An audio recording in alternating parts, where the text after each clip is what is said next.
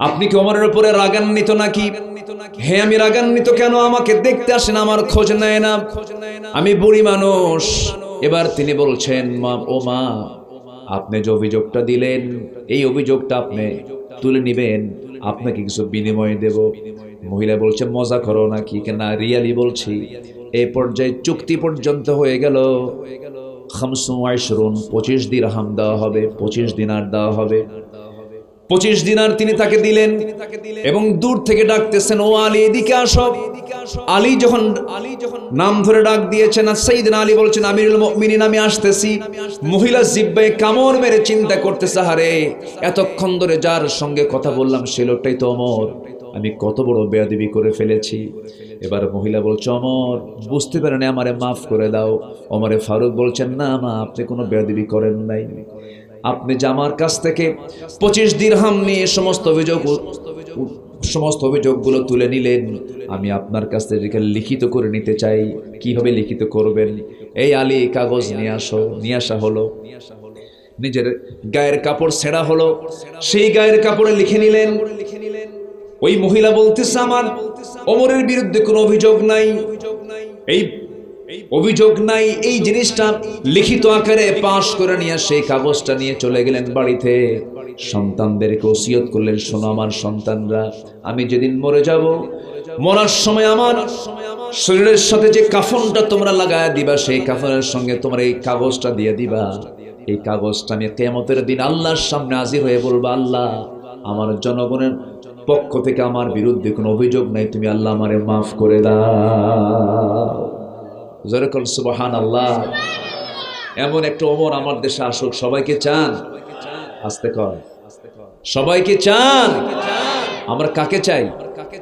ওমরের মতো মানুষকে চাই। আমরা আবু জেহেল দেখেছি 16 বছর। আস্তে কন কেন? আস্তে কন কেন? বহু জুলুম করেছে। আমার এই ভাইটা জেলখানায় ছিল, আমিও ছিলাম একসাথে। আমার জেল পার্টনার এটা, বুঝলেন? একসাথে জেলে ছিলাম, কোনো দোষ ছিল না। এটা করোনার কথা বলতাম। আমার মাহফিল ছিল নাটোরে। মাহফিল করে আমার হোম টাউন কিন্তু বগুড়াই, আমার জন্মস্থান কিন্তু শেরপুরে। তো আপনাদের দোয়ায়, আল্লাহর মেহেরবানি, বিশ্বের অনেক দেশ আল্লাহ পাক আমাকে সফর করিয়েছে। বিভিন্ন জায়গায় যাওয়া হয়। বিশেষ করে বাংলা ভাষাভাষী প্রায় 40 কোটি মানুষ এই ত্রিপুরা, আসাম, কলকাতা, বাংলাদেশ। পৃথিবীর 9ম ভাষা হলো বাংলা ভাষা। এই বাংলা ভাষাভাষী যত মুসলমান, এমনকি অন্য ধর্মের মানুষও অনেকেই এই ভাষার সঙ্গে যারা পরিচিত, তাদের মাঝে আল্লাহ পাক এই নগণ্য গোলামের একটা আওয়াজ পৌঁছে দিয়েছে। অনেকেই চেনে যায়, পৃথিবীর বিভিন্ন জায়গায় যাওয়া হয়। আমাদের কাজ তো হচ্ছে কোরআনের সত্য কথাটা একটু প্রচার করে বেড়ানো। এই অপরাধে আমি নগণ্য গোলাম, আমাকেও গ্রেফতার করা হয়েছিল। শুধু এই 16 বছর শুধু আলেমদেরকে গ্রেফতার করা হয় নাই, রাস্তার ফকিরকে পর্যন্ত গ্রেফতার করা হয়েছে। সংখ্যা মিলে না, কোটা মিলে না, থানার কোটা মিলতেছে না, পরে ফকিরে ধরে নিয়ে কোটা মিলেছে। এত অত্যাচারগুলো করেছে। সম্মানিত ভাইয়েরা, আমি এই কথাগুলো বলতেছি, রাগ করতেছেন নাকি আপনারা? একটু মেসাল তো দিতে হবে, একটু মেসাল তো দেওয়া দরকার। রাজনৈতিক কথা এটা মনে করা যাবে না। রাজনৈতিক এই বিষয়টাকেও আপনি ইসলামের বাইরে মনে করতে পারবেন না। যারা বলবে ইসলামের রাজনীতি নাই, ওর নতুন করে ঈমান আনতে হবে। আস্তে গান কেন? সাইয়েদনা ইব্রাহিম আলাইহিস সালামের সঙ্গে টক্কর লেগেছে হলো নমরুদের। কার সাথে বলেন? মুসার সঙ্গে টক্কর লেগেছে কার? ফেরাউনের। আমার নবীর সঙ্গে টক্কর লেগেছে কার? আবু জেহেলের। তাহলে যুগে যুগে নবীরা মোকাবেলা করেছেন রাষ্ট্র শক্তির বিরুদ্ধে, অপশক্তির বিরুদ্ধে। আমার আপনার দায়িত্ব হলো যারা জালিমদের বিরুদ্ধে মোকাবেলায় দাঁড়িয়ে যাওয়া। কোন জালিম শক্তি মাথা চাড়া দিয়ে উঠুক, আমাদের শেষ রক্তবিন্দু থাকা পর্যন্ত আমরা তা বাস্তবায়ন হতে দেব না। এমন ইমানি চেতনা লালন করতে রাজি আছেন কারা কারা? হাত উঁচু করে দেখান মুসলমান।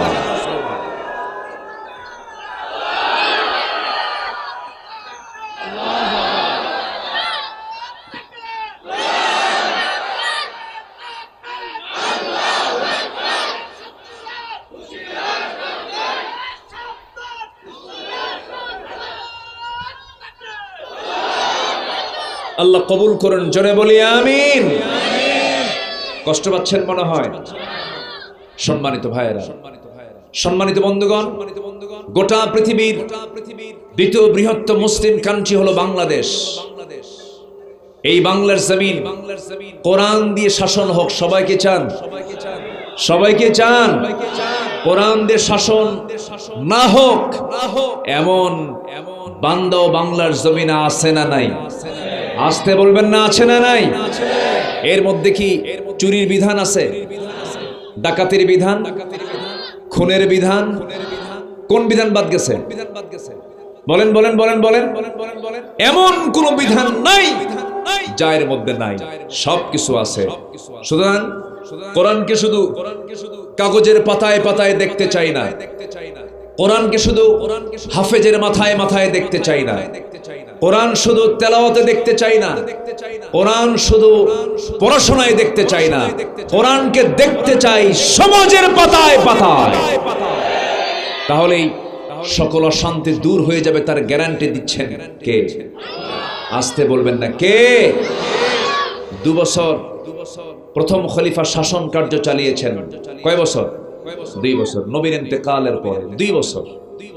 মদিনায় আমি ঘুরতেছিলাম, এই তো গত কয়েকদিন আগে মদিনা ঘুরতেছি, সামনে একজন বলেন এটা কোর্ট। এই কোর্টের কথা শুনি আমার মনে হলো সাইয়েদনা ওমর ফারুকের কথা। ওই কোর্ট চালিয়েছেন 2 বছর প্রথম খলিফার আন্ডারে। গভর্নরের দায়িত্ব, বিচারপতির দায়িত্ব পালন করেছেন সাইয়েদনা ওমর ফারুক রাদিয়াল্লাহু তাআলা। কয় বছর? তাহলে কয় মাস হলো? বলেন কয় মাস? 24 মাস। 24 মাস তিনি দায়িত্ব পালন করলেন। দায়িত্ব পালন শেষ হয়ে গেল। যেদিন তার শেষ ডিউটি, বাড়িতে ফেরার পথে আফসোস করে বলছেন 24টা মাস আমি বিচারপতির চেয়ারে বসলাম, সকাল সন্ধ্যা ডিউটি পালন করলাম, কিন্তু 24 মাসে একটা আসামির বিচার করতে পারলাম না, শুধু বেতনে নিলাম। অর্থাৎ 24 মাসে একটা আসামি কোর্টে হাজির হয় নাই। সব ভালো হয়ে গেছে কার ভয়ে? আসতে বলবেন না, কার ভয়ে? আল্লাহর ভয়ে। আল্লাহর ভয়টা আমার আপনার ভিতরে জাগ্রত করতে হবে। আমি আপনি ভালো হয়ে যাব মৃত্যু চিন্তা করলে পরে। মৃত্যু চিন্তা যখন চলে আসবে, আমার রাসূলকে প্রশ্ন করা হলো, হে রাসূল আপনি বলুন সবচেয়ে চালাক লোকটাকে? আমার রাসূল বলছেন ক্বালা আকসারুকুম যিকরান লিল মাউত ওয়া আকসারুহুম ইস্তি'দাদা। ওই লোকটাই সবচাইতে বেশি চালাক, যে বেশি বেশি মৃত্যুর কথা স্মরণ করে। এর চাইতে চালাক লোক আর পৃথিবীতে নাই। কারণ মৃত্যুর চিন্তা আসলে ঠকানোর চিন্তা আসবে না, মৃত্যুর চিন্তা আসলে পরে ঘুষের চিন্তা আসবে না, মৃত্যুর চিন্তা আসলে পরে ঠকানোর চিন্তা আসবে না, মৃত্যুর চিন্তা আসলে পরে আমার দ্বারা হারাম কাজের কোনো চিন্তা আসবে না, মৃত্যুর চিন্তা আসলে পরে অভাব বেশি মনে হবে না। কিছু কিছু লোক আছে অভাব ফুরায় না, হাজার হাজার কোটি টাকার মালিকের পর অভাব ফুরায় না। সেই লোকটাই পৃথিবীতে সবচেয়ে বেশি সুখী, যে ব্যক্তি নিজেকে অভাব মুক্ত মনে করে। যে ব্যক্তি অভাব মুক্ত মানুষ, সে ব্যক্তি হচ্ছে পৃথিবীর সবচেয়ে সুখী মানুষ। ঠিক কিনা বলেন? কিছু কিছু লোক আছে না, খালি খাই খাই করে, ওর অভাব ফুরায় না। আছে না নাই বলেন? খালি অভাব ফুরায় না, খালি এটা চাই ওটা চাই ওটা চাই, ওর চাহিদা ফুরায় না। তার চাহিদা মেটে হলো মুখে মাটি মরার পর। মুখে মাটি যখন পড়ে তখন তার চাহিদা মিটে যায়। তাহলে মৃত্যু চিন্তা মানুষকে খারাপ করে না ভালো করে? ভালো করে। আমরা মৃত্যু চিন্তা মাঝে মাঝে করবো, জানাজায় হাজির হব, বাবার কবরের পাশে একটু দাঁড়াবো, একটু ভাইয়ের কবরের পাশে একটু দাঁড়াবো, কবরবাসীকে সালাম দেব, একটু ভাববো, একটু চিন্তা করব। তোমরা কবরে আসছো, আমরাও কবরে, এই কবরে একদিন আসবো। বলেন তো ওই জায়গাটায় গেলে একটু দিলটা নরম হওয়ার সম্ভাবনা আছে না নাই? বলেন তো। আসতে বলবেন না, আছে না নাই? যারা পারেন ঠোঁট মিলিয়ে বলুন রব্বানা আতিনা ফিদ দুনিয়া হাসানাতাও ওয়া ফিল আখিরাতি হাসানাতাও ওয়া কিনা আযাবান নার। সবাই বলুন রব্বানা আতিনা ফিদ দুনিয়া হাসানাতাও ওয়া ফিল আখিরাতি হাসানাতাও ওয়া কিনা আযাবান নার। এখানে আখিরাত আগে না দুনিয়া আগে? হ্যাঁ, দোয়াটা চাইছেন কোনটা? রব্বানা আতিনা ফিদ, বলেন কোনটা আগে আসলো? দুনিয়া সুন্দর না হলে আপনার আখিরাত সুন্দর হবে কেমনে? দুনিয়াটা আপনি সাজাইছেন হলো সন্ত্রাসী দিয়া, দুর্নীতি দিয়া, আল্লাহওয়ালা মানুষকে ফাঁসির কাস্টে ঝুলাইয়া নিয়া দুনিয়াটা আপনি আপনার মতো করে সাজিয়েছেন। আপনার আখিরাত সুন্দর হবে না। দুনিয়া সাজাতে হবে কার আইন দিয়া, কার বিধান মতো দিয়া? আল্লাহর বিধান মতো দিয়ে। তাহলেই আখিরাতটা সুন্দর হয়ে যাবে। এই মাহফিলগুলো হতে দেয়নি, পারমিশন লাগতো, এই যে তাই না, কত পারমিশন লাগতো, থানায় যাওয়া লাগতো, জুতার তলা ক্ষয় হয়ে যেত, মাহফিলের পারমিশন মিলতো না। বলতো যে মাহফিল মানে নাশকতার আশঙ্কা। কত কি করেছে, কত নাটক করেছে। মাহফিলগুলো দীর্ঘদিন বন্ধ ছিল। মূল মাহফিল একটা হতে দেয়নি। চট্টগ্রামের প্যারেড ময়দান বন্ধ ছিল, সিলেটের আঞ্জুমানে খেদমতে কোরআনের মাহফিল বন্ধ ছিল।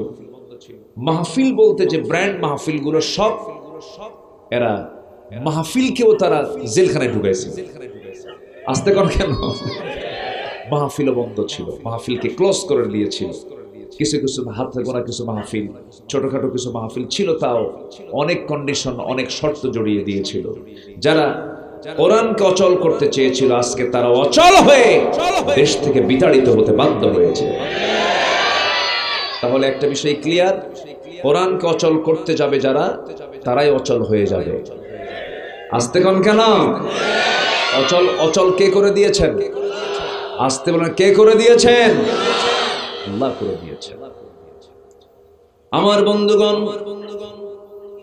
দেশের মানুষ ভালো হয়ে যাবে র‍্যাব দিয়া, সিতা দিয়া, কোবরা দিয়া, প্রশাসন দিয়ে মানুষকে কখনো ভালো করা যাবে না।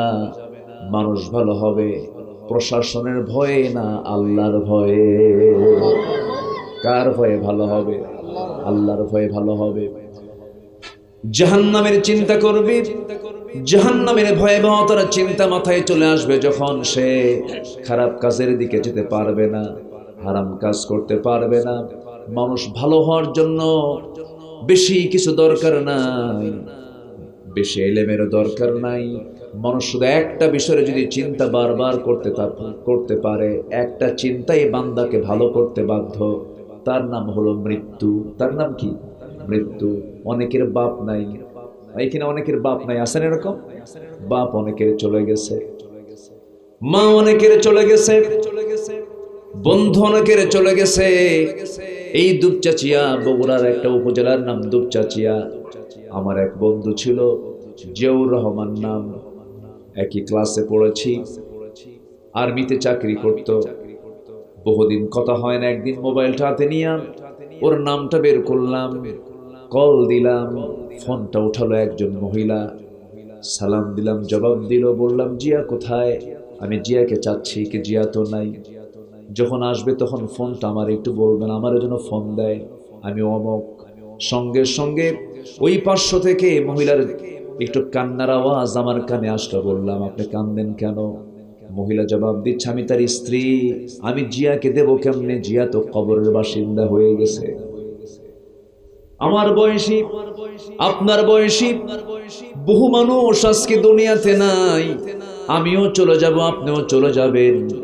কত রাজা মহারাজা ঘরের মধ্যে এখানে বসে বসে গল্প করছিলাম। এক ভাইয়ের সাথে বললাম, ও ভাই দেখো, এই তো 1600 খ্রিস্টাব্দের দিকে ওই আফগান থেকে শুরু করে নিয়ে বিহার, উড়িষ্যা পর্যন্ত ওই বিশাল অঞ্চল জুড়ে রাজত্ব করেছিল মুঘল সম্রাটরা। বাবর থেকে শুরু করে সম্রাট শাহজাহান, আকবর, জাহাঙ্গীর, আলমগীর, কত রাজা বাদশারা এই বিশাল ভূখণ্ড শাসন করলো।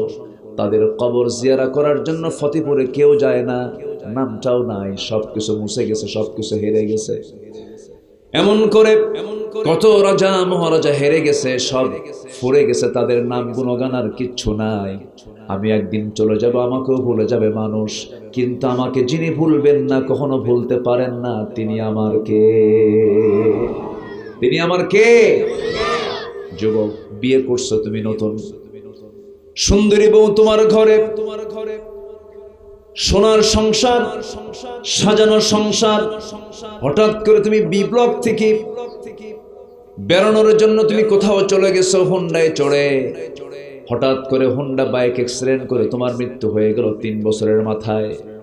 বাচ্চা একটা হয়েছিল, মরে গেছো, সন্তানটা এতিম হয়ে গেল, বউটা বিধবা হয়ে গেল। যে বউটার কাছে তুমি একদিন না গেলে পরে ঘুম হয় না, মরে গেছো তুমি, সেই দিনটা তোমার বউটা কাঁদবে, অজ্ঞান হয়ে যাবে। কিন্তু 3 দিন পরেই কান্নার থাকবে না, 7 দিন পর আরো থাকবে না, মাসখানেক পরে তার মুখে হাসি ফুটবে। তোমার শ্বশুর বাড়ির লোকজন তোমার বউটাকে নিয়ে চলে যাবে। 6 মাস যেতে দেবে না, ওই সুন্দরী বউটার অন্যত্র বিয়ে হয়ে যাবে। বিয়ে হওয়ার পর যে বউটা তোমার জন্য দিওয়ানা, এত মোহাব্বত ভালোবাসা, সেই বউটাই 6 মাস পরে নতুন স্বামী পাওয়ার পর পরের দিন তোমার শ্বশুর শাশুড়িকে জানায় দেবে, মা তোমরা আমার বিয়ের ব্যাপারে যে সিদ্ধান্ত নিয়েছো সঠিক সিদ্ধান্ত নিয়েছো, এই স্বামীটা আমার আগের স্বামীর চাইতে আরো ভালো। আপনার পর্ব শেষ, কেউ আপনাকে মনে রাখবে না, সব আপনাকে ভুলে যাবে, সব আপনাকে মাইনাস করে ফেলবে, কবরে আপনাকে দাফন করে আসবে, এরপরে ভুলে যাবে মানুষ। কিন্তু একটা সেকেন্ডের জন্য, একটা মুহূর্তের জন্য যিনি আমাকে কখনো ভুলতে পারেন না, ভুলবেন না, তিনি আমার কে? আল্লাহ ছাড়া কোনো উপায় আছে না? জীবন দিয়েছেন কে, আবার মৃত্যু দিবেন কে? আমাকে সবচেয়ে ভালোবাসেন তিনি আমার কে? আমাকে সবচেয়ে কে বেশি ভালোবাসেন? আমি নামাজ পড়ি না, তাও আল্লাহ পাক আমার অক্সিজেন দেন। আমি আল্লাহর আইন কি, আল্লাহর বিধান কি আমি মেনে চলি না, তাও আল্লাহ আমাকে সুস্থ রাখেন, আমার সব চাহিদা পূরণ করেন। আল্লাহ পাক আমাকে মাফ করার জন্য ব্যাকুল হয়ে যান। আল্লাহ বলেন, বান্দা তুই যখন আমার দিকে 1 হাত আগাস, তুই কে জানিস আমি তোর দিকে 10 হাত আগাই। বান্দা তুই যখন আমার দিকে হেঁটে হেঁটে আসিস, আমি তোর দিকে দৌড়ায় দৌড়ায় যাই। আমি তোকে মাফ করতে চাই বান্দা। কোন বান্দা যখন আল্লাহকে খুশি করার জন্য যখন ওযুর নিয়তে যখন সুন্দর করে 2টা হাত ধৌত করে, হাতের সুগরা গুনাহগুলো মাফ হয়ে যায়। মুখমণ্ডল যখন ধৌত করে, মুখের গুনাহগুলো মাফ হয়ে যায়। 2 হাত যখন ধৌত করে, 2 হাতের সগীরা গুনাহগুলো মাফ হয়ে যায়। মাথা যখন মাসে করে, মাথার সগীরা গুনাহগুলো মাফ হয়ে যায়। বান্দা যখন 2 পা ধৌত করে, পায়ের গুনাহগুলো মাফ হয়ে যায়। বান্দা যখন ওযু বানায়া মসজিদের দিকে যখন রওনা দেওয়া শুরু করে, প্রত্যেকটা কদমে কদমে 10টা করে নেকি লেখা শুরু হয়ে যায়। বান্দা যখন নামাজে দাঁড়ায়, আল্লাহ বান্দার সামনে দাঁড়ায়া যায়। আল্লাহ আমার সামনে কখন দাঁড়ান? বলেন বলেন, কোন সময়? কয়বার? আজকে কয়বার বলেন? আমার আল্লাহকে পাওয়ার জন্য 5টা নাম্বার মনে রাখবেন। কয়টা নাম্বার?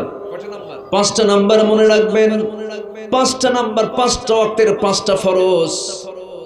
নাম্বার 1 হলো 2, নাম্বার 2 রাকাতের হলো 4, এরপরে হলো 3 ওয়াক্তের হলো 4, এরপরে 3, এরপরে 4। কয়টা ফরজ হলো বলেন?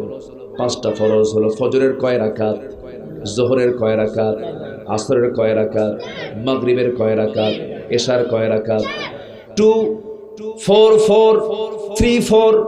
এই 5টা নাম্বারে যদি সঠিকভাবে যদি আপনি ডায়াল করতে পারেন, সারা জীবন যদি ফোন নাম্বারটা যদি আপনার ঠিক থেকে থাকে, আল্লাহর সামনে যদি আপনি দাঁড়াতে পারেন, আল্লাহর কসম, এপারে দুনিয়া ওপারে জান্নাত। জোরে বলি সুবহানাল্লাহ। সবাইকে রাজি আছেন? সবাইকে এই নাম্বারগুলো খুঁজে নেবেন? সবাইকে নামাজ পড়তে রাজি আছেন? এটা হাত তুলে দেখেন তো দেখি, হাত তুলে দেখেন তো দেখি। জোরে বলি ইয়া আল্লাহ। 5 ওয়াক্ত নামাজ আমরা কোনোদিন ছাড়বো না। আল্লাহ কবুল করো। জোরে বলি আমিন। হাত নাও। কষ্ট দিলাম মনে হয়? কষ্ট দিলাম? আপনি কোরআনকে প্রশ্ন করুন, কোরআন বলো তো জাহান্নামে যে যাবে বান্দা, এর মধ্যে 1 নম্বর কারণ কি? কোরআন বলে দাও। কোরআন কি বলতে পারে না? কোরআন কি বলতে পারে না বলেন? সব বলতে পারে। কি প্রশ্ন করবেন আপনি? আপনার প্রশ্ন শেষ হবে, আপনি ক্লান্ত হয়ে যাবেন, কোরআন জবাব দিতে সর্বক্ষণ প্রস্তুত থাকবে। জোরে বলে সুবহানাল্লাহ। কোরআনকে প্রশ্ন করুন, কোরআন বলো জাহান্নামে যাওয়ার কারণগুলো কি কি।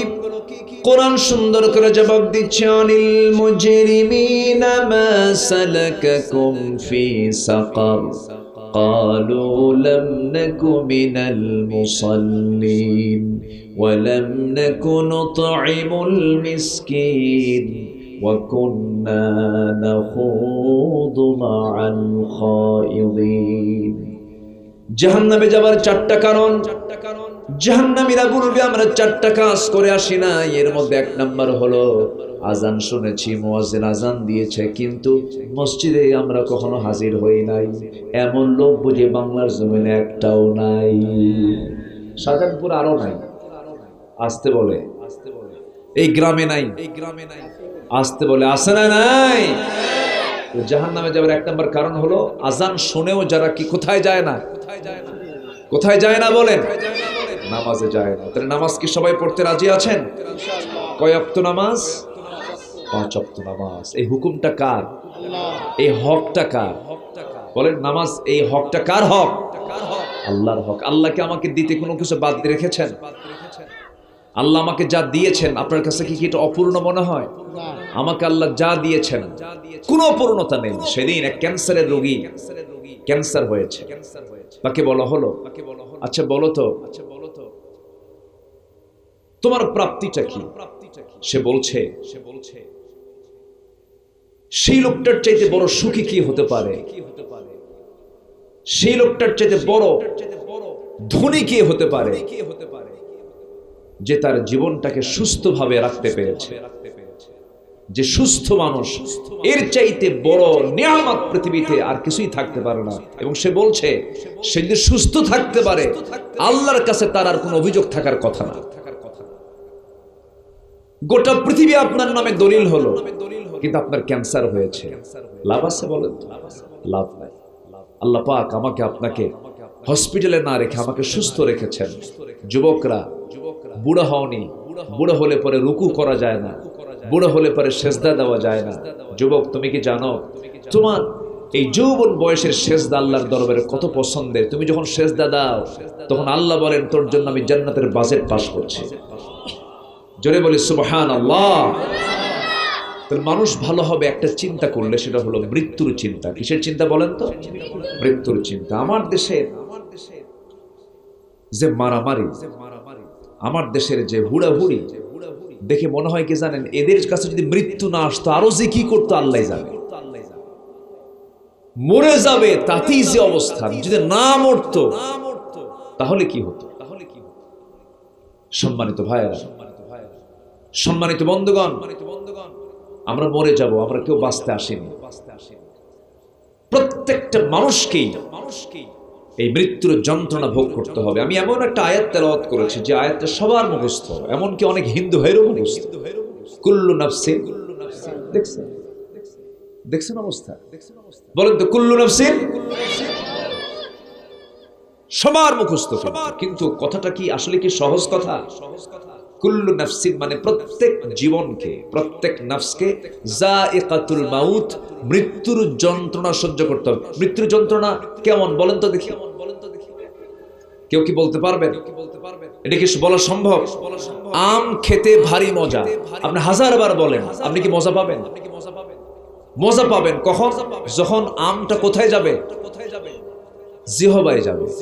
স্বাদ তো পেটে না জিহবায়? অনেকে বলছে পেটে যাবে। আপনার আম যখন কোথায় যাবে? মুখে জিহবা নামক এই মেশিনে যখন যাবে তখন আপনি বুঝবেন যে আমের স্বাদটা কি। তো মৃত্যুর স্বাদ, মৃত্যুর যন্ত্রণা, মৃত্যুর কষ্ট মানুষ বুঝতে পারবে কখন? মরার আগে না মরার পরে? মরার সময়। মরার সময় সে বুঝতে পারবে যে হ্যাঁ মৃত্যুর যন্ত্রণা কেমন। অত্যন্ত ভয়ঙ্কর, প্রচন্ড ভয়ঙ্কর। বিশ্বের সেরা মানুষ মুহাম্মদ সাল্লাল্লাহু আলাইহি ওয়াসাল্লাম, তার সমান মর্যাদার কোনো মানুষ পৃথিবীতে কোনোদিন আর কি আসবে? তিনি শুধু মানুষের মধ্যে শ্রেষ্ঠ নন, নবীদের মধ্যেও শ্রেষ্ঠ। যেরকম সুবহানাল্লাহ। আমার নবী আরশে আজিম সফর করেছেন প্যালেস্টাইন, এক রাতের আধারে, আজ থেকে 1500 বছর আগে মক্কা মুকাররমা থেকে মসজিদ আকসায় তিনি গিয়েছেন। এই রাতের ভ্রমণ তিনি করেছেন। আল্লাহ পাক তাকে খুব দ্রুতগামী যানবাহনে ভ্রমণ করিয়েছেন। বাইতুল আকসায় যখন গেলেন, আল্লাহ তাআলা নবীর সম্মানে সকল নবীকে সেই দিন বাইতুল আকসায় উপস্থিত করলেন। সব নবী, আদম থেকে শুরু করে ঈসা পর্যন্ত সব নবীকে হাজির করায়া নবীর সামনে পরিচয় করে দিলেন। জিবরিল আমিন বলছেন, ইয়া রাসূলুল্লাহ, আজকে 2 রাকাত নামাজ হবে। এই 2 রাকাত নামাজের নেতৃত্ব দিবেন আপনি মুহাম্মদ সাল্লাল্লাহু আলাইহি ওয়াসাল্লাম। তাহলে আমার নবীর দাম সবচেয়ে কম না সবচেয়ে বেশি? সেই মহামানব মৃত্যুর সময় তিনি বলছেন, দেখো মৃত্যু কেমন কষ্টকর। আমার নবীজি রবিউল আউয়াল মাস সোমবার চলে এসেছে। রাসূল দুনিয়া থেকে বিদায় নেবেন। রাসূলের মৃত্যুর সময় যখন ঘনিয়ে এসেছে, একবার হুঁশ একবার বেহুশ রাসূল মারা যাবেন, ইন্তেকাল করবেন। এমন সময় রাসূল বারবার তিনি 2 অঞ্জলি ভরে পানি পূর্ণ করে মুখে মারতেছেন, বারবার মুখে মারতেছেন, কষ্ট হচ্ছে। আর বলছেন, লা ইলাহা ইল্লাল্লাহ ইন্না লিল মাউতি সাকারাত। আল্লাহ ছাড়া কোনো ইলাহা নাই, মৃত্যুর যন্ত্রণা বড় ভয়ঙ্কর। খুব কষ্ট পাচ্ছিলেন। মালাকুল মউত নবীর দরগড়ায় বসে গেলেন, অনুমতি নিলেন, বসলেন, নবীর বুকের উপরে হাতটা রাখলেন আর বলছেন, ইয়া রাসূলুল্লাহ, আল্লাহর কসম করে বলে আপনার জানটা খুব সহজ দিয়ে বলছেন, মালাকুল মউত, তুমি আমার জানটা সহজ করে কবজ করবে, কিন্তু তোমার হাতটা যখন আমার বুকের উপরে রাখলাম, আমার কাছে মনে হলো শুধু তুমি তোমার হাতটাই রাখো নাই, 10 মাইল লম্বা উহুদ পাহাড় যেন তুমি আমার বুকে চাপায়া দিয়েছো। আবার হাত রাখা হলো। রাসূল বলছেন, হাতটা সরাও। আমার কাছে মনে হলো গোটা আসমান আমার বুকে চাপায়া দিয়েছো। আবার হাতটা রাখা হলো। রাসূল চিৎকার মেরে বলছেন, মালাকুল মউত, আমার কাছে মনে হলো যেন গোটা আসমান জমিন আমার বুকের উপরে চাপায়া দিয়েছো। এই যদি হয় মৃত্যুর যন্ত্রণা, যাতনা, সব কষ্ট, সব যন্ত্রণা আমাকে দিয়ে দাও, কিন্তু মৃত্যুর সময় আমার উম্মতের এত কষ্ট হবে, আমি তার নবী হয়ে কখনো সইতে পারবো না রে। রাসূল দুনিয়া থেকে বিদায় নিচ্ছেন, কি কষ্ট হচ্ছে তার মতো মানুষের। আমার নবীজি বলছেন, আয়েশা, যে কোনো মুহূর্তে আমার ইন্তেকাল হয়ে যাবে। আমার সাহাবী বেলাল তো আযান দিল, মসজিদে নামাজ পড়া দরকার, নামাজের কি খেয়াল দেখেন। মৃত্যুর সময় পর্যন্ত 1 ওয়াক্ত নামাজ কাজা হয়নি, যার তিনি হচ্ছেন মুহাম্মদ সাল্লাল্লাহু আলাইহি ওয়াসাল্লাম। একবার হুঁশ একবার বেহুশ। আযান যখন হয়ে গেছে, তিনি নিজেই শক্তি খাটায়া পায়ের শক্তি প্রয়োগ করে দাঁড়াতে চেষ্টা করলেন, পারলেন না, মাথা চক্কর মেরে পড়ে যেতে নিলেন। আম্মা জান আয়েশা সিদ্দিকা রাদিয়াল্লাহু তাআলা হাসতে করে তাকে ধরলেন, শোয়া দিলেন। রাসূল বলছেন, আয়েশা, বুঝতে পেরেছি জামাতে নামাজ আর আমি পড়তে পারবো না, আমার কোমর চলে গেছে। ওরে আয়েশা, আমার 2টা দাঁত ভেঙে গেছে। এই 2টা দাঁত উহুদে আমি হারিয়েছি, কোমর আমি খন্দকে হারিয়েছি। অথচ যে নবীর দাম, যে নবীর সম্মান আল্লাহ পাক এত বেশি দান করেছেন। রাসূল যখন ওই মক্কার মরু অঞ্চলে যখন হাঁটতেন, তপ্ত বালুতে প্রচুর তাপ সৃষ্টি হতো। ওই প্রচন্ড তাপের ভিতরে রাসূল যেন কষ্ট না পান, আল্লাহ রাব্বুল আলামিন আমার রাসূল যে দিক দিয়ে হাঁটতেন, আকাশের নিচে, সূর্যের নিচে 1 খণ্ড মেঘ আমার নবীকে ছায়া দিত। জোরে কোন সুবহানাল্লাহ। আমার নবীজি, সেই বিশ্ব নবী, এত সম্মানের নবী, সেই নবীজির মুখ থেকে দাঁত ভেঙে গেল, তার দাঁত ভেঙে দেওয়া হলো। খন্দকের পরীক্ষা খনন করতে গিয়ে 4 দিন 4 রাত খাবার না পেয়ে কোদাল মারতে মারতে তার কোমরটা বাঁকা হয়ে গেল, কুঁজো হয়ে গেল। খন্দকের দিন থেকে শুরু করে না মৃত্যুর দিন পর্যন্ত আমার নবীজি কোমর সোজা করে দাঁড়াতে পারেন নাই। উহুদে দাঁত হারিয়েছেন, বাকি জীবন তিনি সামনের 2টা দাঁত ছাড়াই তিনি কথা বলেছেন। চেহারার সৌন্দর্য নষ্ট হয়ে গেছে। আমার নবীজির দাঁত কেন ভাঙলো, আমার নবীজির কোমর কেন হেরে গেল, ভেঙে গেল, এইটার ব্যাপারে আপনি যদি প্রশ্ন করতে চান, একটাই উত্তর আসবে, সেটা হলো আমার নবীজির দাঁত হারিয়েছেন, আমার নবীজির কোমর হারিয়েছেন একটা কারণ, আমার নবীজির সারা জীবন একটাই স্লোগান দিয়েছেন, এই জমিন যার, আইন চলতে হবে তার। আস্তে কোন কেন? এই জমিন যার, আইন চলতে হবে কার? আমার আদর্শ অন্য কেউ হবে না, আমার আদর্শ হবেন মুহাম্মদ সাল্লাল্লাহু আলাইহি ওয়াসাল্লাম। রাসূলকে মানবো আমরা এক জায়গায় না সব জায়গায়? আসতে বলবেন না, এক জায়গায় না সব জায়গায়? রাসূল কি ইমাম ছিলেন না মসজিদের? ইমাম ছিলেন। ইমাম হিসাবে রাসূলকে মানতে কারো কোনো আপত্তি নাই। রাসূলকে রাষ্ট্রনায়ক ছিলেন? এই তো এখানে আওয়াজ কমে গেছে। রাসূল কি রাষ্ট্রনায়ক ছিলেন? কিন্তু রাষ্ট্রনায়ক হিসেবে রাসূলকে মডেল হিসেবে মানতে নিয়ে কিছু মুসলমানের আপত্তি আমার দেশেও আছে না নাই? যারা রাসূলকে ইমাম হিসেবে মানতে রাজি, রাষ্ট্রনায়কের মডেল হিসেবে মানতে রাজি নন, তারা উম্মত নন। আমি সুস্পষ্ট ভাষায় জানান দিতে চাই, তারা হচ্ছে ভণ্ড প্রতারক। ঠিক কিনা?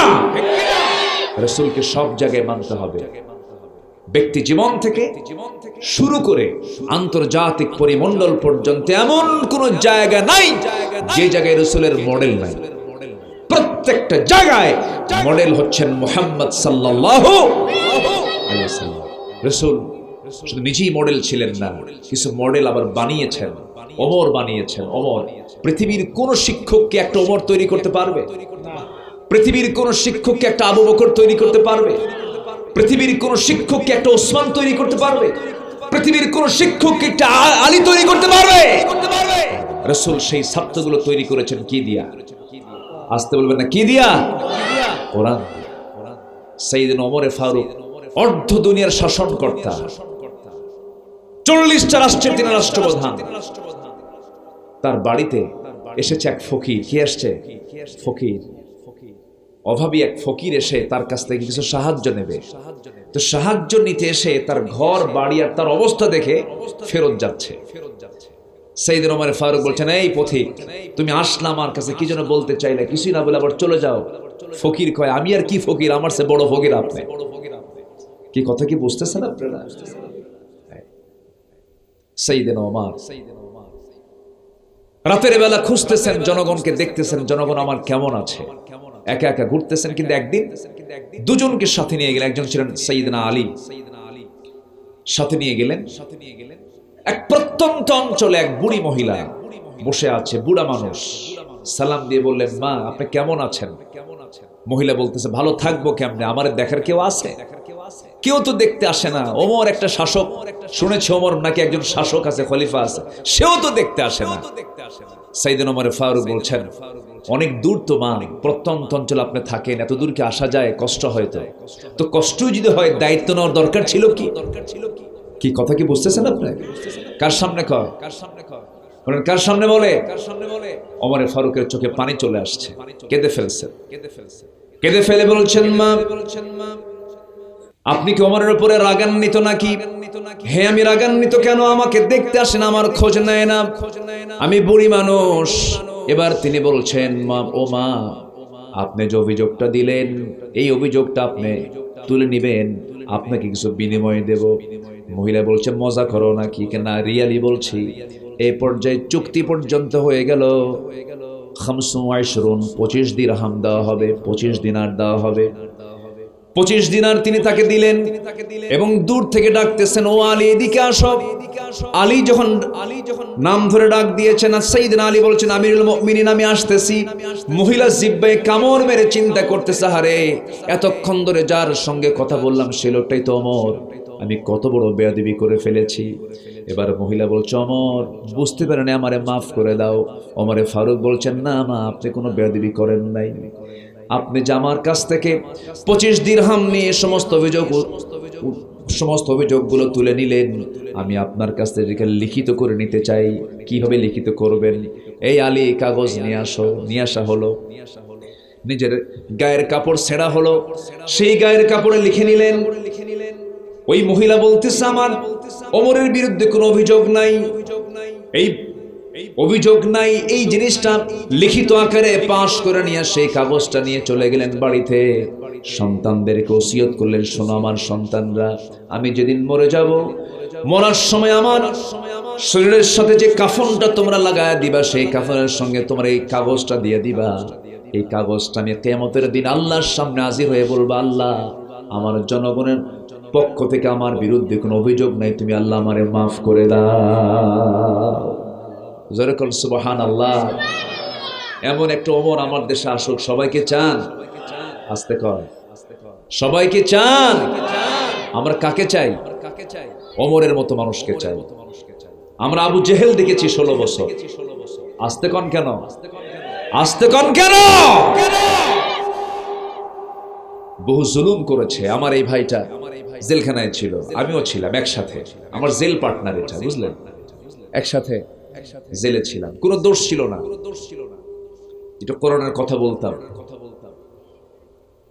আমার মাহফিল ছিল নাটোরে। মাহফিল করে আমার হোম টাউন কিন্তু বগুড়াই, আমার জন্মস্থান কিন্তু শেরপুরে। তো আপনাদের দোয়ায়, আল্লাহর মেহেরবানি, বিশ্বের অনেক দেশ আল্লাহ পাক আমাকে সফর করিয়েছে। বিভিন্ন জায়গায় যাওয়া হয়। বিশেষ করে বাংলা ভাষাভাষী প্রায় 40 কোটি মানুষ এই ত্রিপুরা, আসাম, কলকাতা, বাংলাদেশ। পৃথিবীর 9ম ভাষা হলো বাংলা ভাষা। এই বাংলা ভাষাভাষী যত মুসলমান, এমনকি অন্য ধর্মের মানুষও অনেকেই এই ভাষার সঙ্গে যারা পরিচিত, তাদের মাঝে আল্লাহ পাক এই নগণ্য গোলামের একটা আওয়াজ পৌঁছে দিয়েছেন। অনেকেই চেনে যায়, পৃথিবীর বিভিন্ন জায়গায় যাওয়া হয়। আমাদের কাজ তো হচ্ছে কোরআনের সত্য কথাটা একটু প্রচার করে বেড়ানো।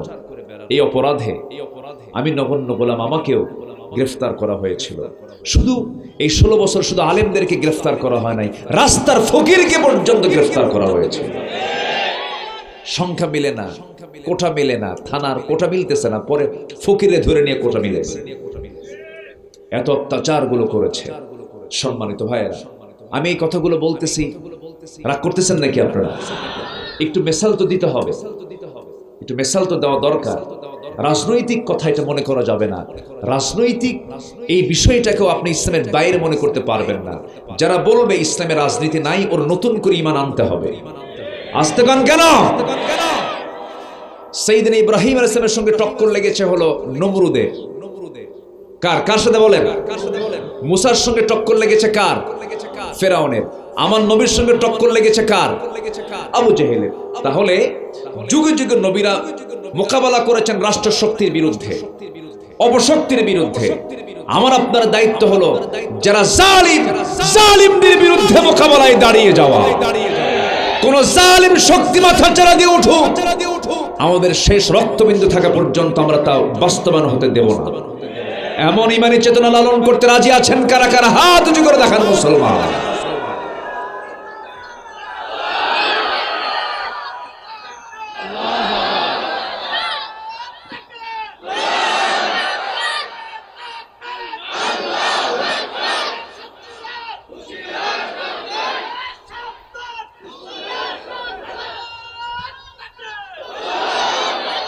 আল্লাহ কবুল করুন, জোরে বলি আমিন। কষ্ট পাচ্ছেন মনে হয়? সম্মানিত ভাইয়েরা, সম্মানিত বন্ধুগণ, গোটা পৃথিবীর দ্বিতীয় বৃহত্তম মুসলিম কান্ট্রি হলো বাংলাদেশ। এই বাংলার জমিন কোরআন দিয়ে শাসন হোক, সবাইকে চান? সবাইকে চান কোরআন দিয়ে শাসন না হোক, এমন বান্দা বাংলার জমিনে আছে না নাই? আসতে বলবেন না, আছে না নাই? এর মধ্যে কি চুরির বিধান আছে? ডাকাতির বিধান, খুনের বিধান? কোন বিধান বাদ গেছে? বলেন বলেন বলেন বলেন। এমন কোন বিধান নাই যা এর মধ্যে নাই, সবকিছু আছে। সুতরাং কোরআনকে শুধু কাগজের পাতায় পাতায় দেখতে চাই না, কোরআনকে শুধু হাফেজের মাথায় মাথায় দেখতে চাই না, কোরআন শুধু তেলাওয়াতে দেখতে চাই না, কোরআন শুধু পড়াশোনায় দেখতে চাই না, কোরআনকে দেখতে চাই সমাজের পাতায় পাতায়। তাহলেই সকল অশান্তি দূর হয়ে যাবে, তার গ্যারান্টি দিচ্ছেন কে? আসতে বলবেন না, কে? 2 বছর প্রথম খলিফা শাসন কার্য চালিয়েছেন। কয় বছর? 2 বছর। নবীর ইন্তেকালের পরে 2 বছর। মদিনায় আমি ঘুরতেছিলাম, এই তো গত কয়েকদিন আগে মদিনা ঘুরতেছি। সামনে একজন বলেন এটা কোর্ট। এই কোর্টের কথা শুনি আমার মনে হলো সাইয়েদনা ওমর ফারুকের কথা। ওই কোর্ট চালিয়েছেন 2 বছর প্রথম খলিফার আন্ডারে। গভর্নরের দায়িত্ব, বিচারপতির দায়িত্ব পালন করেছেন সাইয়েদনা ওমর ফারুক রাদিয়াল্লাহু তাআলা। কয় বছর? তাহলে কয় মাস হলো? বলেন কয় মাস? 24 মাস। 24 মাস তিনি দায়িত্ব পালন করলেন। দায়িত্ব পালন শেষ হয়ে গেল। যেদিন তার শেষ ডিউটি, বাড়িতে ফেরার পথে আফসোস করে বলছেন, 24টা মাস আমি বিচারপতির চেয়ারে বসলাম, সকাল সন্ধ্যা ডিউটি পালন করলাম, কিন্তু 24 মাসে একটা আসামির বিচার করতে পারলাম না, শুধু বেতনে নিলাম। অর্থাৎ 24 মাসে একটা আসামি কোর্টে হাজির হয় নাই। সব ভালো হয়ে গেছে কার ভয়ে? আসতে বলবেন না, কার ভয়ে? আল্লাহর ভয়ে। আল্লাহর ভয়টা আমার আপনার ভিতরে জাগ্রত করতে হবে। আমি আপনি ভালো হয়ে যাব মৃত্যু চিন্তা করলে পরে। মৃত্যু চিন্তা যখন চলে আসবে, আমার রাসূলকে প্রশ্ন করা হলো, হে রাসূল আপনি বলুন সবচেয়ে চালাক লোকটাকে? আমার রাসূল বলছেন, ক্বালা আকসারুকুম যিকরান লিল মাউত ওয়া আকসারুহুম ইস্তি'দাদা। ওই লোকটাই সবচাইতে বেশি চালাক, যে বেশি বেশি মৃত্যুর কথা স্মরণ করে। এর চাইতে চালাক লোক আর পৃথিবীতে নাই। কারণ মৃত্যুর চিন্তা আসলে ঠকানোর চিন্তা আসবে না, মৃত্যুর চিন্তা আসলে পরে ঘুষের চিন্তা আসবে না, মৃত্যুর চিন্তা আসলে পরে ঠকানোর চিন্তা আসবে না, মৃত্যুর চিন্তা আসলে পরে আমার দ্বারা হারাম কাজের কোনো চিন্তা আসবে না, মৃত্যুর চিন্তা আসলে পরে অভাব বেশি মনে হবে না। কিছু কিছু লোক আছে অভাব ফুরায় না, হাজার হাজার কোটি টাকার মালিকের পর অভাব ফুরায় না। সেই লোকটাই পৃথিবীতে সবচেয়ে বেশি সুখী, যে ব্যক্তি নিজেকে অভাব মুক্ত মনে করে। যে ব্যক্তি অভাব মুক্ত মানুষ, সে ব্যক্তি হচ্ছে পৃথিবীর সবচেয়ে সুখী মানুষ। ঠিক কিনা বলেন? কিছু কিছু লোক আছে না, খালি খাই খাই করে, ওর অভাব ফুরায় না, আছে না নাই বলেন? খালি অভাব ফুরায় না, খালি এটা চাই ওটা চাই ওটা চাই, ওর চাহিদা ফুরায় না। তার চাহিদা মেটে হলো মুখে মাটি মরার পর। মুখে মাটি যখন পড়ে তখন তার চাহিদা মিটে যায়। তাহলে মৃত্যু চিন্তা মানুষকে খারাপ করে না ভালো করে? ভালো করে। আমরা মৃত্যু চিন্তা মাঝে মাঝে করবো, জানাজায় হাজির হব, বাবার কবরের পাশে একটু দাঁড়াবো, একটু ভাইয়ের কবরের পাশে একটু দাঁড়াবো, কবরবাসীকে সালাম দেব, একটু ভাববো, একটু চিন্তা করব। তোমরা কবরে আসছো, আমরাও কবরে, এই কবরে একদিন আসবো। বলেন তো ওই জায়গাটায় গেলে একটু দিলটা নরম হওয়ার সম্ভাবনা আছে না নাই? বলেন তো, আসতে বলবেন না, আছে না নাই? আমি এই তো 6-7 দিন আগে এই পৃথিবীতে একটা জায়গা আছে, সেটা হলো জান্নাতের টুকরা। যেরকম সুবহানাল্লাহ, কিসের টুকরা বলেন তো? তাহলে এই পৃথিবীতে একটা জান্নাতের টুকরা আছে না নাই? সবাই কি সেটা দেখতে চান? আস্তে কর, সবাই কি সেটা দেখতে চান আপনারা? আল্লাহ সবাইকে দেখার তৌফিক দাও। জোরে বলি আমিন। এই টুকরাটা হলো মদিনা মুনাওয়ারা। আমার নবীজি বলেছেন, নিজের জবানে বলেছেন, আমার ঘর মিন বাইতি ওয়া মিম্বারি, আমার ঘর এবং ওই যে আমার মিম্বার, এর মাঝে যে জায়গাটা আছে এটা হলো রাউদাতুম মিন রিয়াদিল জান্নাহ, জান্নাতের টুকরা। এটা জোরে বলি সুবহানাল্লাহ। এই জায়গাটা ভাগ্যবান যারা তারাই যেতে পারে। হাজার হাজার কোটি টাকার মালিক আমার দেশে বহু আছে, স্ট্যাচু অফ লিবার্টি দেখে আসে, সিডনি দেখে আসে, আমেরিকা দেখে আসে, সিঙ্গাপুর দেখে আসে, কিন্তু ওই রিয়াদুল জান্নাহ দেখতে পারে না, ওই কাবার চেহারা দেখতে পারে না। আছে না নাই? পোড়া কপাল আছে না নাই? আচ্ছা, আল্লাহ পাক আমাকে একটা সুযোগ দিলেন। আমি বহুবার গিয়েছি, ঢুকেছি বহুবার রিয়াদুল জান্নাহ, মিন রিয়াদুল জান্নাহ ঢুকেছি। এবার আমি রাত 3টার দিকে, এখন তো আবার অনলাইনে এটা দেখতে হয়, হ্যাঁ অনেক মানুষ, প্রচুর চাপ। রাত 3টার দিকে আমার টাইমিংটা হলো, আমি ভিতরে ঢুকলাম। আল্লাহর মেহেরবানি, কলকাতার এক বাঙালি আমাকে দেখে চিনছে, ওখানকার আবার সে খাদেম। আমাকে দেখে সালাম দিয়ে বলে, হুজুর আপনি আসছেন? আবার পরে দেখি আরো 15-20 জন আমার দেশের মানুষ, সব ঝেঁকে আসছে আমার দিকে। সালাম দিয়ে বলে, হুজুর আপনি এখন সামনের দিকে যায়েন না, সামনের দিকে গেলে পরে আপনি আবার এখান থেকে চলে যাবেন, আপনার অটোমেটিক্যালি আপনাকে বের হয়ে যেতে হবে, আপনি পিছনেই বসে থাকেন, আমরা আপনাকে টেক কেয়ার করছি। তো আমি ওখানে বসে কিছুক্ষণ নামাজ পড়লাম, জিকির আজগার করলাম। হঠাৎ করেই একজন আমাদের দেশের একজন নাগরিক আমাকে বলে, হুজুর আপনি চলে আসেন, টাইম চলে আসছে। আমার নবীর কবর যেটা এখন, সেটাই তার ঘর ছিল, অর্থাৎ সেই ঘরটা ছিল আম্মা জান আয়েশা সিদ্দিকার ঘর। তো সেই ঘরটাই হচ্ছে রাসূলুল্লাহর কবর। এই কবর আর মিম্বারটা হচ্ছে সোজা, আমাকে নিয়ে ধরে নিয়ে একদম প্রথম যেই লাইনটা, সেই লাইনের ঠিক মাঝখানে আমাকে বসায় দিলেন। রাউদাতুম মিন রিয়াদিল জান্নাহ যেটা বলা হয়েছে, ঠিক সেখানে মাঝখানে আল্লাহ পাক আমাকে একটু বসার তৌফিক দিয়েছিলেন। এই বছর বসে একটু তৃপ্তি ভরে আল্লাহর কাছে একটু বললাম, চাইলাম। আমার এক নম্বর চাওয়া ছিল কি জানেন? আল্লাহ, ওই সমস্ত অনাহারী না খাওয়া মুসলমানদের তুমি আল্লাহ হেফাজত করো, আর বাংলার জমিনকে তুমি আল্লাহ কোরআনের জন্য কবুল করে দাও। জোরে বলি আল্লাহুম্মা আমিন। তো সেই বিশ্বনবী দুনিয়া থেকে বিদায় নিয়েছেন, আমিও বিদায় নেব। তিনি কি মারা যান নাই? তিনি ইন্তেকাল যেদিন করলেন, সাইয়েদনা ওমর ফারুক পাগলের মতো হয়ে গেলেন। পাগলের মতো হয়ে গিয়ে যাকে পায় তাকেই মারেন, যাকে পায় তাকেই তিনি আঘাত করেন, তরবারি বের করেন। না না, আমার সামনে নবীর মৃত্যুর সংবাদ যে জানাবে, আমি তাকে দুনিয়া থেকে বিদায় করে দেব।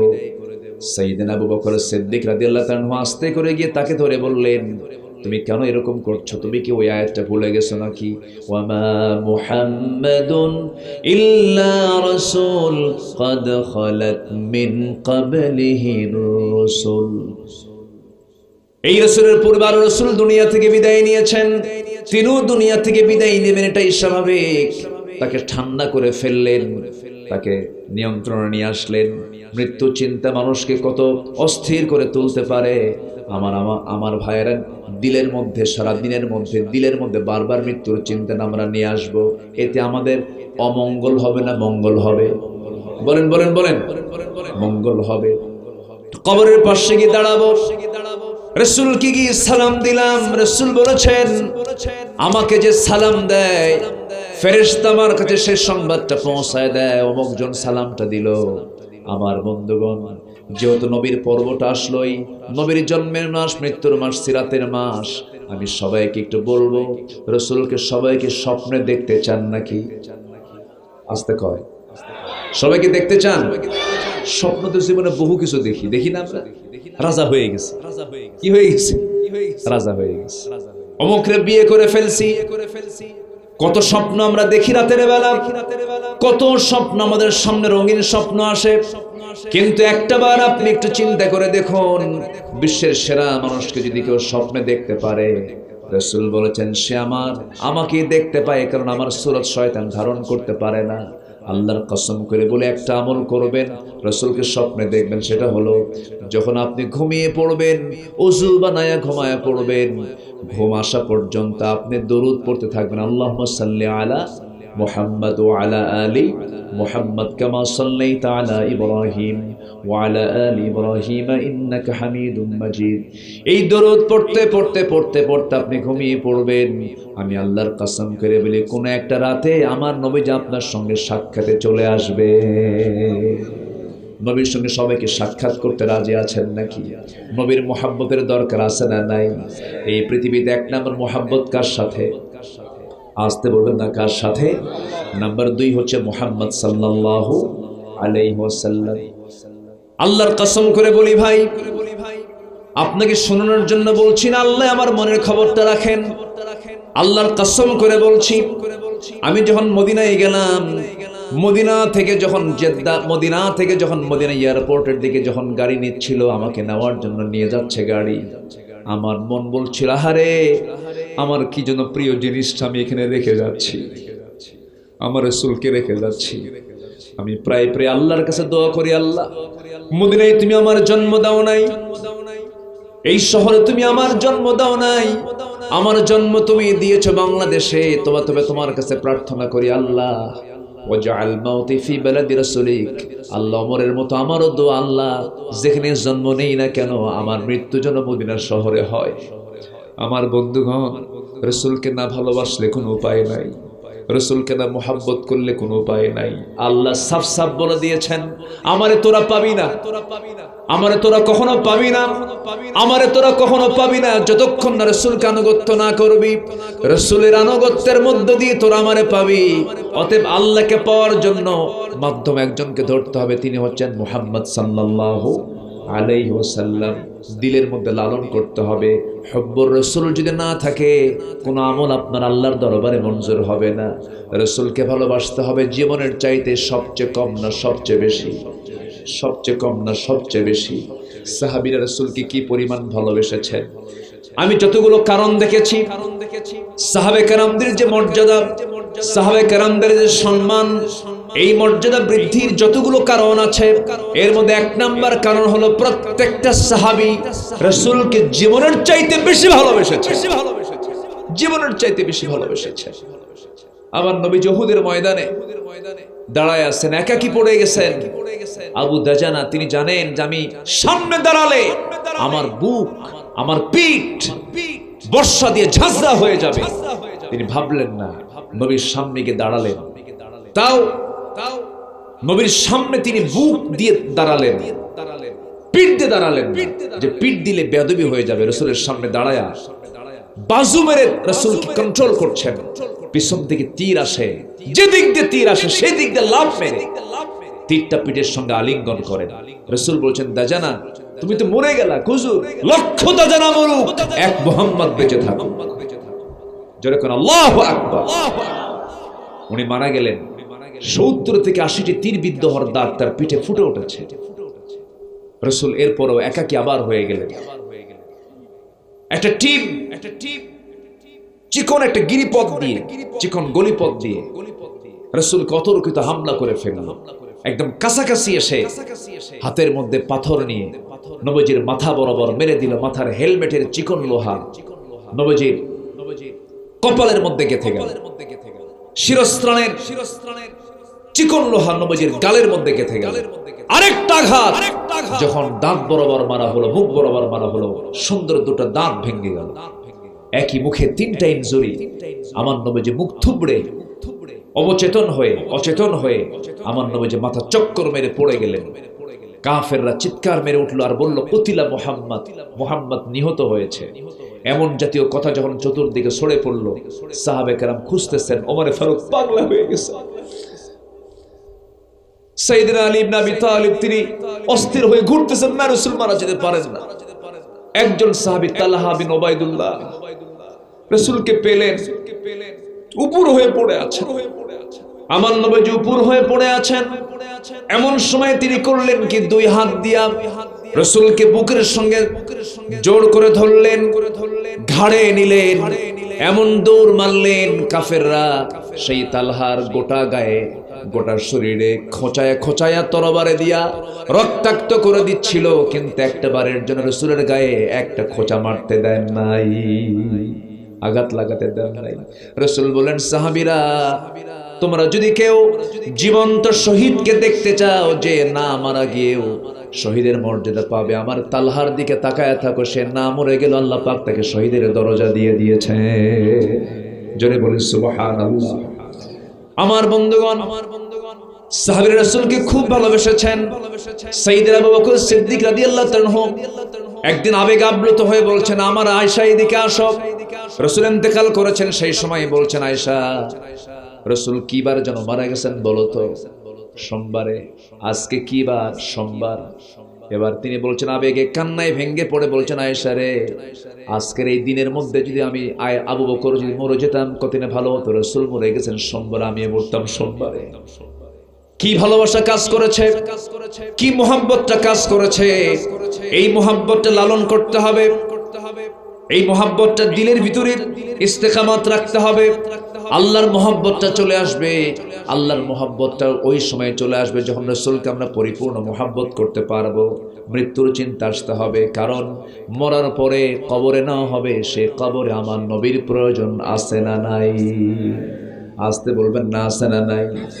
রাসূলকে কবরে প্রয়োজন, রাসূলকে মিজানে প্রয়োজন, রাসূলকে পুলসিরাতে প্রয়োজন, রাসূলকে হাশরের ময়দানেও প্রয়োজন। আমার রাসূল একদিন সাহাবা একরামকে লক্ষ্য করে বলছেন, সাহাবীরা কাল হাশরের ময়দানে তোমরা যদি আমাকে কোথাও না পাও, 3 জায়গার যে কোনো একটা জায়গায় তোমরা আমাকে পেয়ে যাবে। নাম্বার 1 সাহাবীরা বলছেন হুজুর কোন কোন জায়গা বলুন। নাম্বার 1 মিজানে খুঁজবে, পাবে না। পুলসিরাতে খুঁজবে, পাবে না। নাম্বার 3 হলো আমাকে অবশ্যই তোমরা হাউজে কাউসারে পেয়ে যাবে। হাউজে কাউসারে যখন তোমরা আমাকে পেয়ে যাবে, আমি আমার বরকতি হাত দিয়া জান্নাতের পেয়ালা নিয়া হাউজে কাউসার থেকে পানি তুলে আমি তোমাকে পানি পান করায় দেব। জন্মের মতো তেষ্টা নিবারণ হয়ে যাবে, আমি তুমি একসঙ্গে জান্নাতে ঢুকে যাব। জোরে করুন সুবহানাল্লাহ। আমার বন্ধুগণ, রাসূলকে লাগবে সব জায়গায়। কবরে প্রশ্ন কয়টা হবে বলে? আসতে বলবেন না কয়টা? এদিকে মুখস্থ করে কি সেখানে জবাব দেওয়া কি সম্ভব নাকি? না। এটা কি মুখস্থের বিষয় না আমলের বিষয়? বলেন আমলের বিষয়। মুখস্থ করে দুনিয়ার ভাইভা বোর্ডে পাশ করতে পারবেন, কিন্তু যদিও 3টা প্রশ্ন, এই 3টা প্রশ্নের জবাবের সঙ্গে জীবনের সমস্ত আমলের মিল থাকতে হবে। আমাকে প্রশ্ন যে 3টা করাবে, এর মধ্যে একটা প্রশ্ন হবে নবীর সম্পর্কে। ওমান হাদার রাজুল, এই লোকটাকে চেনো নাকি? তোমার নেতাটাকে?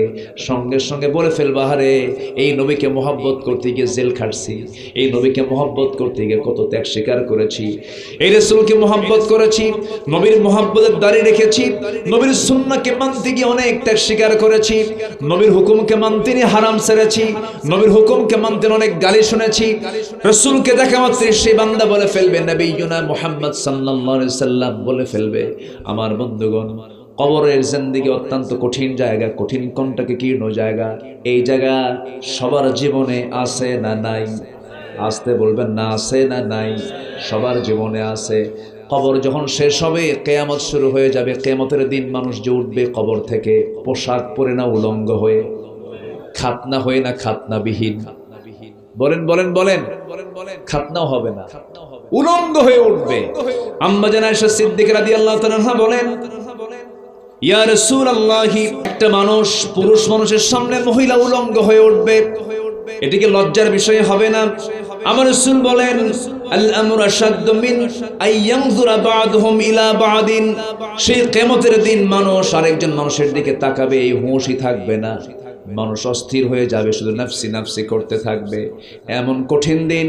আমার নবীজি মাঝে মাঝে এতটাই আবেগ আপ্লুত হয়ে পড়তেন, কান্নায় তিনি ভেঙে পড়তেন, নামাজের ভিতরে কাঁদতেন। সেই সূরাগুলো পড়তেন, যারা পারেন ঠোঁট মিলিয়ে বলুন, ইদাশ শামসু কুবিরাত ওয়া ইদান নুজুমুন কাদারাত ইদাস সামাউন ফাতারাত ওয়া ইদাল কাওয়াকিবুন তাসারাত ইদা জুলজিলাতিল আরদু জিলজালাহা وأخرجت الأرض أثقالها وقال الإنسان ما لها।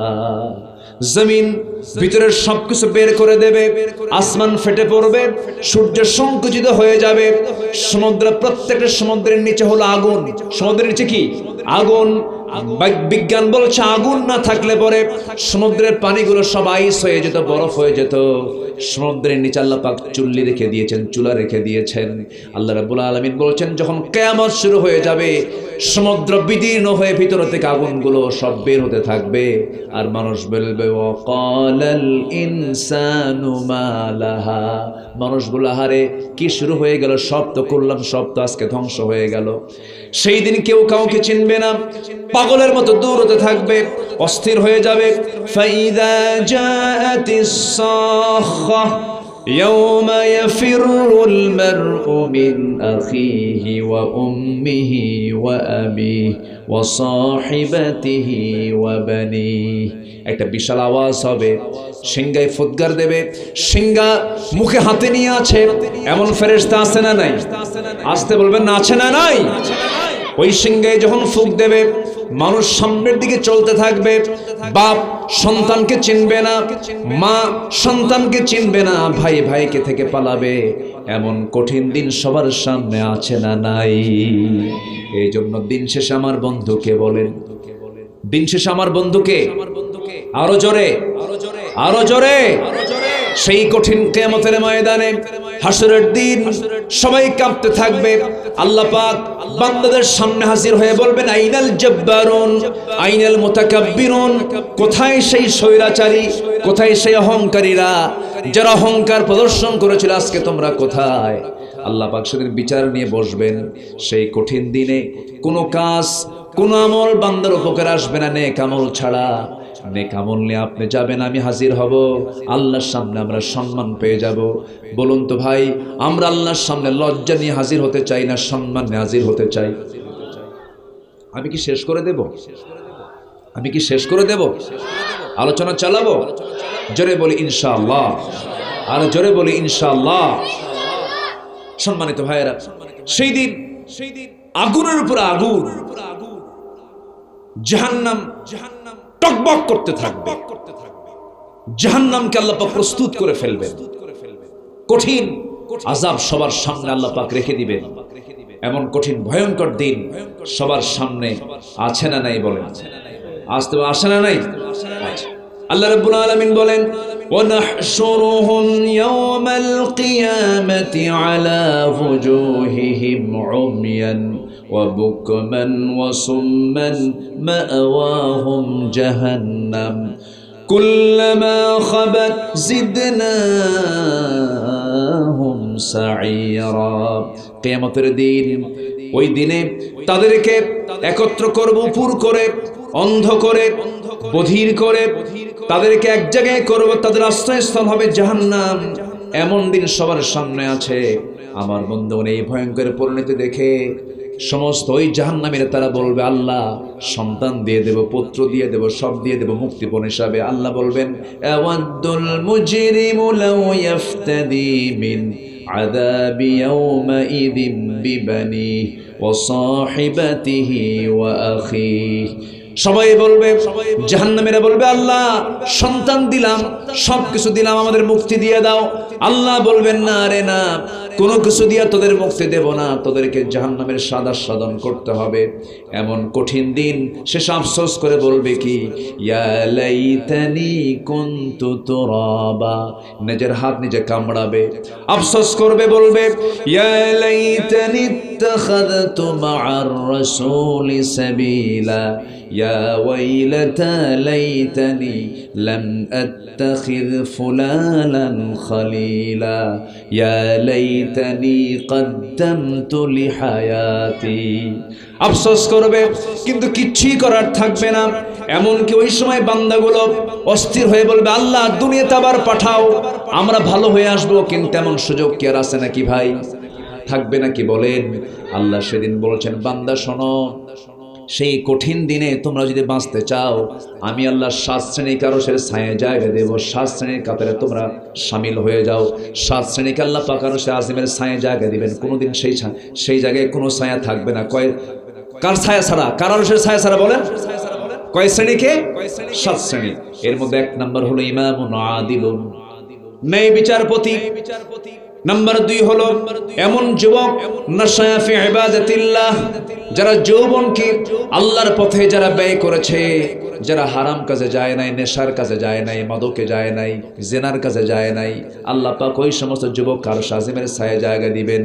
নাম্বার 3 হলো সর্বদা যার দিলটা আজান শোনার সঙ্গে সঙ্গে মসজিদের জন্য পেরেশান হয়ে যায়, মসজিদে যাব কখন, দিল যার লটকানো থাকবে মসজিদের সঙ্গে, আল্লাহ পাক বলছেন, আমি তাকে আরশ আজিমের ছায়া জায়গা দেব। যেরকম সুবহানাল্লাহ।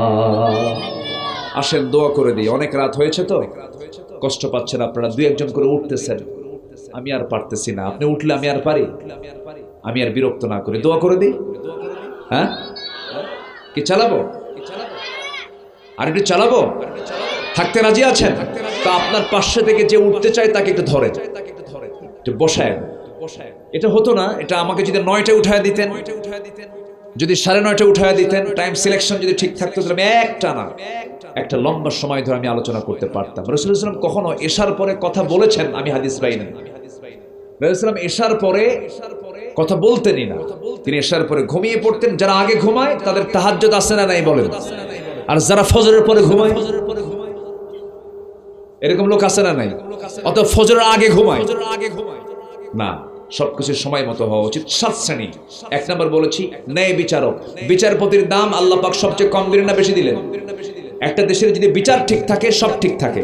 আমার দেশের বিচার কি আজ পর্যন্ত ঠিক হয়েছে? আজ তো ঠিক হয়েছে।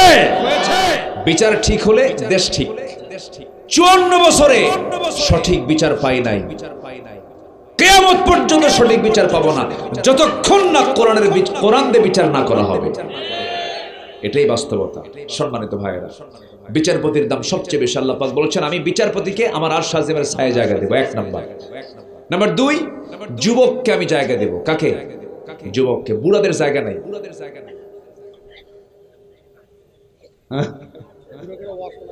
তাহলে তো বুড়ো চাচারা খুব মন খারাপ করতেছে। এখন বুড়ো চাচারা চিন্তা করতেছে হুজুর আপনি তো বিপদে ফেলায় দিলেন। হ্যাঁ, আপনাদের জন্য জান্নাত আছে, কিন্তু বুড়ো হয়ে যাবেন না, একদম যুবক হয়ে জান্নাতে যাবেন। যারা বুড়া মানুষ, দাঁত ভাঙ্গা, দাঁত নাই, কথা কয় একটা হয়ে যায় আর একটা, দাঁত থাকলে কি কথা ঠিক থাকে? মানে রব্বানা আতিনা ফিদ দুনিয়া হাসানা পারে না, রব্বানা আতিনা কি ঠিক আছে না? মানে জিহ্বা তো নাই, মানে কি বলে দাঁত তো নাই। এই ভাঙ্গা মুখে যখন আল্লাহর কাছে বলে আল্লাহ আমারে মাফ করে দাও, আল্লাহ তখন ফেরেশতাকে বলেন ফেরেশতা দেখ এই বান্দাটা বুড়ো হয়ে গেছে, আমারে চাওয়া বাদ দেয় না, যা এই তামাম জিন্দেগীর গুনাহগুলো মাফ করে দিলাম। বুড়ারও মাফ আছে না নাই? তবে কোন ইবাদত শ্রেষ্ঠ, বুড়াকালের না যুবককালের? বুড়াকালে তো ইবাদতই হয় না, ওর তো পেশাব পায়খানা করতেই গামছা। এই জন্য যুবকের স্থানটা আল্লাহ পাক ইসলামের সবচেয়ে বেশি দিয়েছেন। যুবক থেকেই তো বুড়া হয়েছে। বুড়া কি আগে হয়েছে? আগে কি ছিল? যুবক ছিল। নাম্বার 3 হচ্ছে যার দিলটা মসজিদের সঙ্গে লটকানো থাকে। তাহলে আমাদের টার্গেট থাকবে কয় ওয়াক্ত নামাজ মসজিদে পড়া। সবাইকে রাজি আছেন? আজকে আমার ওয়াজ শুরু হয়েছে কি দিয়া? বলেন বলেন বলেন, কি দিয়া? নামাজ দিয়া। আমি শেষও করতে চাই কি দিয়া?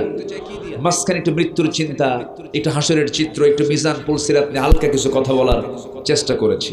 নাম্বার 4 হলো এমন 2 ব্যক্তি যারা আল্লাহর জন্য একে অপরকে ভালোবেসেছে, আবার আল্লাহর জন্যই তারা বিচ্ছিন্ন হয়েছে। সম্পর্ক হবে একমাত্র কার জন্য? আবার সম্পর্ক ছিন্ন হবে একমাত্র কার জন্য? আল্লাহর জন্য।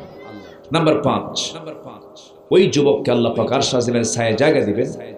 রাজুলুন ইযা দাআতহু ইমরাতান যাত হাসাবিন ওয়া জামালিন ইন্নী আখাফুল্লাহ। ওই সমস্ত যুবককে আরশ আজিমের ছায়ায় জায়গা দিবেন যে যুবককে একজন সুন্দরী রূপবতী বংশীয়া নারী প্রেমের প্রস্তাব দেবে। ওই সময় যুবক ওই প্রেমের প্রস্তাব শুনে বলবে ইন্নী আখাফুল্লাহ, আমি আল্লাহকে ভয় করি। আল্লাহ বলেন ওই বান্দাকে আমি আল্লাহর আরশ আজিমের ছায়ায় জায়গা দিয়ে দেব। এমন প্রস্তাবের সম্ভাবনা আজকের সমাজে আছে না নাই? দেখেন মনে হয় কিচ্ছু জানে না, এই আছে না নাই? এখন প্রস্তাব আসে মুখে না মোবাইলে? হ্যাঁ, এখন প্রস্তাব আসে মুখে না মোবাইলে? আগে শুরু করে হাই, আগে শুরু করে কি এই চাই হাই দিল, ইনবক্সে ঢুকলো, চ্যাটিং করলো, Messenger, imo, Line, Viber, WhatsApp, Instagram, আরো কি গ্রাম যেন, টেলিগ্রাম, 20 গ্রাম 14 গ্রাম। তো এই শুরু হলো। এরপরে প্রথমে চ্যাটিং চললো, এরপর অডিও কল চললো, এরপর ভিডিও কল, এরপর আকাম কুকাম, ডেটিং, মিটিং, সেটিং, সবকিছু নোংরামিগুলো চললো। কিন্তু দিন শেষে আপনি কাকে হারালেন? আসতে বলেন, কাকে হারালেন? আল্লাহ কি মেয়েকে ভালোবাসতে, কোন নারীকে ভালোবাসতে কি না করেছেন? আল্লাহ কি কোনো মহিলাকে পছন্দ করতে মানা করেছেন? না। অবশ্যই তুমি মহিলার সঙ্গে সম্পর্ক গড়ো, কিন্তু আল্লাহ বলতে চান বৈধভাবে সম্পর্ক গড়ো, ইজাব করো, ইজাব কবুল নিয়ে, সাক্ষী নিয়ে, বিয়ে করে, কবুল করে, বউকে রানী বানায়া, সমাজকে জ্বালায়া বাড়িতে নিয়ে আসো, সংসার করো। আমি তোমাদের প্রত্যেকটা হাসি, তোমাদের প্রেম, সবকিছু আমি ইবাদত বলে গণ্য করব। সেটা কি নিজের বউ না অন্যের বউ? এটা যেন মনে থাকে। কিসের বউ বলেন? নিজের বউ, এটা যেন মনে থাকে। এখন কিন্তু নিজের বউ নিয়ে কিন্তু পাগল না। কার বউ নিয়ে পাগল? প্রতিবেশীর বউ নিয়ে পাগল। কিসের বউ নিয়ে? প্রতিবেশীর বউ নিয়ে। এগুলো করা যাবে না। নোংরামি থেকে আল্লাহ পাক যুবককে হেফাজত করুন, জোরে বলি আমিন। বয়স হয়ে গেছে, যৌবন আসছে, লজ্জা, মুখের লজ্জা ছেড়ে দিয়া বাপ মাকে বলে ফেলবা। যুবকরা, আমি বলে গেলাম, বলবা আব্বা বয়স হয়েছে, নামাজ কালাম পড়ি, আমার যৌবন চলে আসছে, আমার বিয়ে শাদী করা দরকার। এই যুবকরা ঠিক কিনা? আওয়াজই নাই তোমাদের। এই তো বুড়ো সাজাও কয় ঠিক। আচ্ছা, এখন এই বিষয়টা খেয়াল, যৌবন নষ্ট করা যাবে। নাম্বার 6, এমন ব্যক্তি যারা দান করে, ডান হাত দেয় বাম হাত জানে না, বাম হাত দেয় ডান হাত জানে না, তাহলে দানটা করা উচিত। সবচেয়ে উত্তম দান হচ্ছে প্রকাশ্য না গোপন, প্রকাশ্য না গোপন, গোপন গোপনে দান করবে যে, আল্লাহ পাক বলছে আমি আরশ আজিমের ছায়া তাকে জায়গা দিয়ে দেবো। জোরে বলেন সুবহানাল্লাহ। আমি এত আনন্দিত আপনাদেরকে পেয়ে আজকে, জানেন রাত 1টা বেজে যাচ্ছে, আমি আমার চোখে দেখেছি মাত্র 10 থেকে 12 জন ভাই মাহফিল থেকে উঠেছেন, এটা স্বাভাবিক। আর কেউ কিন্তু উঠেন নাই, বলি আলহামদুলিল্লাহ, কোন লোক কিন্তু ওঠেন নাই। আমি খুবই খুশি। আমার কাছে এটা একটা, আমার কাছে মনে হচ্ছে একটা হিস্টোরি মনে হচ্ছে আজকে আমার কাছে। এত রাতে আমি মাহফিল 11টার মধ্যে শেষ করে দিই, কারণ এতে কি হয়, মানুষ বুঝে, মনে থাকে। একটা স্কুলে ছাত্র যাওয়ার পরে যদি 7টা ক্লাস নেয়, 7টা ক্লাস করে, 7ম ক্লাসে যে স্যার আসে এবং 7ম ক্লাসে যে ছাত্ররা ক্লাস ওই স্যারের থেকে নেয়, বলেন তো এই ক্লাসটা কি আনন্দের না বিরক্তের? আমাদের কপালে এমন লেখা থাকে প্রধান বক্তা হয়ে যায় শেষ বক্তা, একদম বিরক্তের সময় সব ওয়াজ করা শেষ, শেষে উঠি আমরা। তো যাই হোক, এরপর আপনারা আমাকে সময় দিয়েছেন, বলি আলহামদুলিল্লাহ। আচ্ছা যুবকরা, নেশা করা যাবে না, তোমার বন্ধু খারাপ নির্বাচন করা যাবে না। বন্ধু নির্বাচন করতে হবে খারাপ না ভালো, খারাপ না ভালো। কোন এক আল্লাহওয়ালা, কোন এক আল্লাহওয়ালা তিনি বলেছেন 50 বছর আমি ইবাদত করেছি। 50 বছর, কত বছর? 50 বছর ইবাদত করে যে স্বাদ পেয়েছি, তার চাইতে আমি আমার শেষ জীবনে এসে 3টা কাজ বাদ দেওয়ার কারণে সবচেয়ে বেশি স্বাদ পেয়েছি। বলেন আলহামদুলিল্লাহ। এর মধ্যে 1 নম্বর হলো, আমি মানুষকে খুশি করার চিন্তা বাদ দিয়েছি, খুশি করার একমাত্র টার্গেট করেছি কাকে? আসতে বলবেন না, কাকে? তেল মারা কিছু লোক সমাজে আসে না নাই? কারে খুশি করে? নেতাকে, স্যারকে, বসকে, আছে কিনা বলেন? ওই লোকগুলো কি ভালো? মানুষের তেল মারবো না, আল্লাহর প্রশংসা করবো। নাম্বার 2, আমি পাপী বন্ধুদের সঙ্গ ত্যাগ করেছি। যুবকরা মাথায় রাখো, তোমার বন্ধু হবে খারাপ না ভালো? বিড়ি খাওয়া না গাঁজা খাওয়া? দেখেন একজন কইছে বিড়ি খাওয়া, কি খাওয়া? হালাল কিছু খাওয়া, হালাল। জি, একজন কইছে হুজুর চকলেট খাওয়া, ছোট্ট বাচ্চা, ভালো, ও হালাল কইছে। তাহলে পাপীর সঙ্গ, পাপীদের সঙ্গ ত্যাগ করতে হবে এবং সঙ্গ তৈরি করতে হবে বদকার না নেককার? বলেন বদকার না নেককার? নেককার। যার কাছে গেলে আপনি, যেরকম একটা লোক আতর লাগিয়েছে, সেখানে কি আপনি দুর্গন্ধ পাবেন না সুগন্ধ পাবেন?